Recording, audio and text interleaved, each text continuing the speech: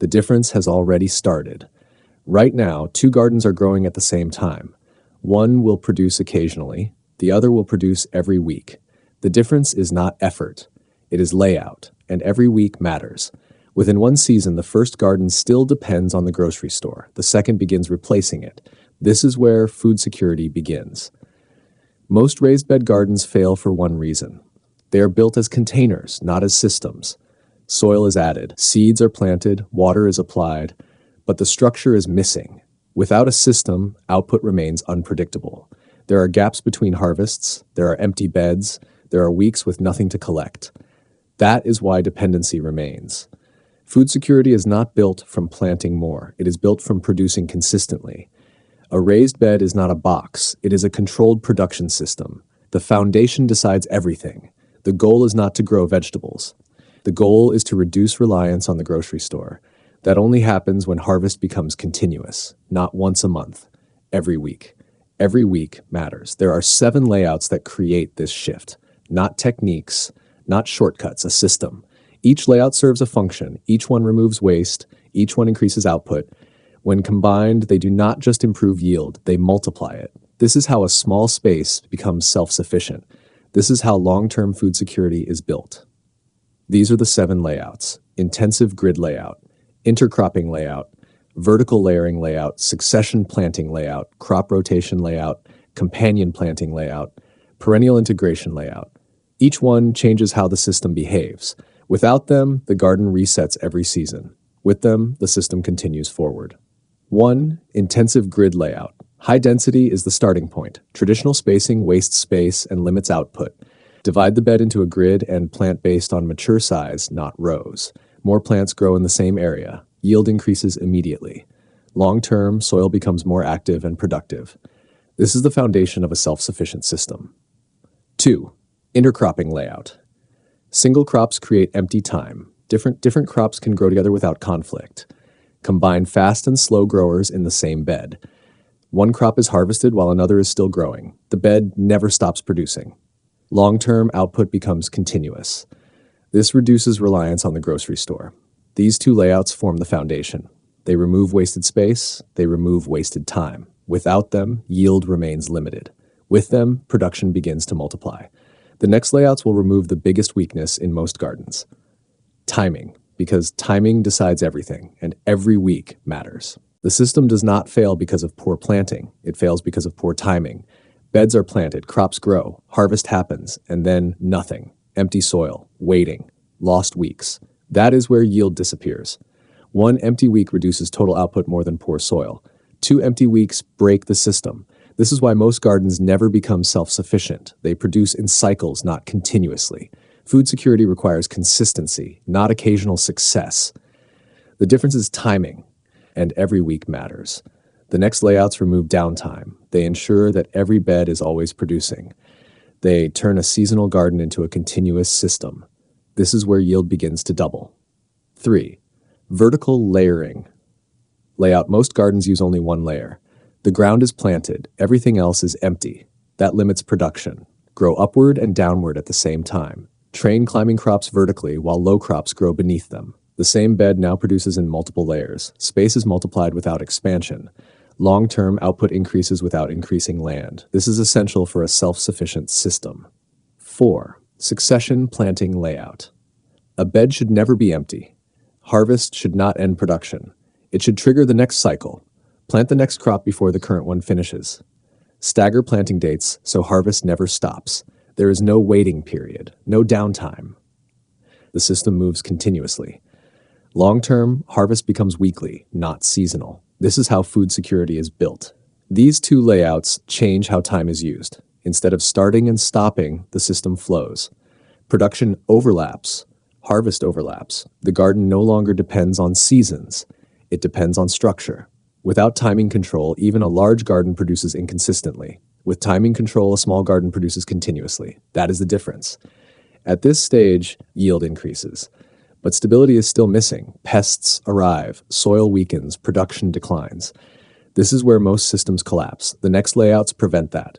They protect the system, they stabilize output, they make production reliable in the long term.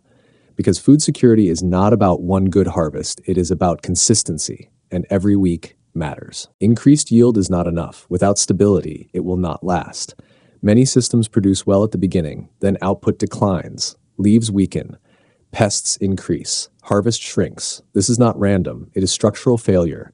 Soil is being depleted, pests are being invited. Without a stable foundation, production cannot continue.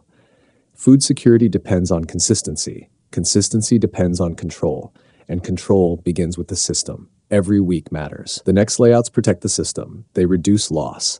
They maintain production over time. This is where short-term success becomes long-term reliability. 5. Crop rotation layout. Repetition weakens the system. Planting the same crop in the same bed reduces nutrients and increases disease. The soil loses balance. Divide beds by crop families. Rotate crops through each bed in a fixed sequence. The soil resets naturally. Pest cycles are interrupted. Long-term fertility increases without constant inputs. The foundation becomes stronger each season. 6. Companion planting. Layout protection must be built into the layout. Pests follow patterns. They target specific crops. Pair crops that support each other. Place beneficial combinations in the same bed. Some repel pests, some improve growth. The system protects itself. Long-term damage decreases. External inputs become unnecessary. Food security becomes more stable. These two layouts stabilize the system. They protect soil, they reduce loss. Without them, yield will decline over time. With them, the system becomes reliable. Most gardens depend on correction. Problems appear, then action is taken. A system does not react, it prevents. That is the difference between effort and structure. At this point, the system produces consistently, but it still depends on replanting every season. That creates a limitation. Time is still required to restart. Production still resets. The next layout removes that limitation. It introduces permanence, because a system that resets is not fully self-sufficient. And food security requires continuity. Every week matters. A system that resets every season is not stable. It produces, then it stops. Soil is replanted, time is lost, output pauses. That interruption breaks consistency. Food security cannot depend on restarting. It requires continuous production, not just across weeks, but across years.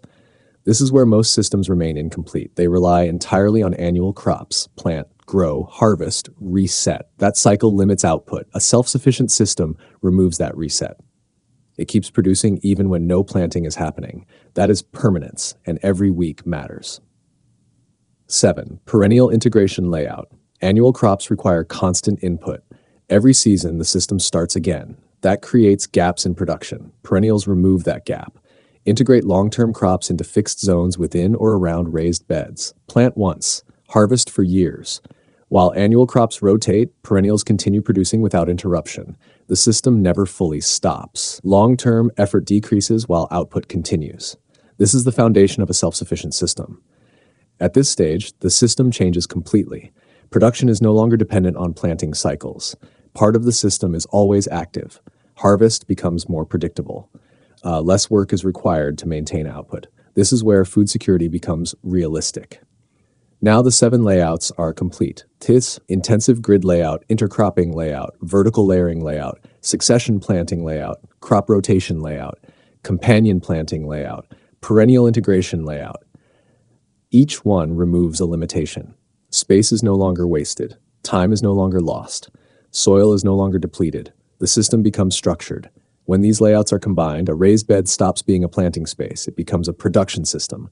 Harvest increases, gaps disappear, loss is reduced. This is where yield doubles, not from working more, but from eliminating inefficiency. Most gardens produce in cycles. This system produces continuously. That is the difference. The final step is understanding what this means in practice, because the system only works if it is applied correctly, and timing decides the result. Every week matters. A system is only valuable when it is applied. Understanding the layouts is not enough. Execution determines the result. Many systems fail at this stage, not because they are incorrect, but because they are not implemented consistently. Food security is not created by knowledge. It is created by structure applied over time. And timing decides everything. Every week matters. The system does not require expansion. It requires precision. A small area, properly structured, will outperform a large unstructured garden. The goal is not more space. The goal is controlled production. Start with the foundation. Define bed size and layout before planting. Keep dimensions consistent across all beds. This creates a repeatable system. Expansion becomes simple. Long-term, control increases. The foundation remains stable as the system grows. Apply density immediately. Use the intensive grid layout from the beginning. Avoid traditional row spacing. Empty space reduces output. Every section of soil must produce. This increases yield from the first cycle. Layer production. Combine intercropping and vertical layering in every bed. Do not separate crops unnecessarily. Multiple crops must grow at the same time. Multiple layers must produce at the same time. This is where output multiplies. Control timing. Never allow a bed to remain empty. Use succession planting to maintain continuous cycles. Prepare the next crop before harvest. Replace immediately. No gaps. This is what creates weekly harvest. Every week matters. Protect the foundation. Rotate crops consistently. Maintain companion planting relationships. Do not repeat the same pattern in the same location. Do not allow pests to establish cycles. Prevention is more effective than correction. Long term, the system stabilizes. Introduce permanence. Integrate perennial crops early. Do not wait for future seasons. Every perennial planted now reduces work in the future. Part of the system will continue producing without replanting. This is how dependency decreases. Over time, the system changes. Work becomes lighter. Output becomes predictable. Harvest becomes consistent. The system begins to support itself. This is what defines a self-sufficient garden. Without structure, a garden remains dependent. With a system, dependency is reduced every season. Fewer trips to the grocery store. More food produced at home. Food security becomes measurable. The difference is not dramatic. It is gradual. One empty week removed. One bed used more efficiently. One cycle replaced faster. These changes compound. Over time, the gap becomes large. Those who delay remain dependent. Those who build systems move toward control. This is not a technique. It is a foundation. It determines whether a garden produces occasionally or produces continuously. And that difference decides everything, because every week matters.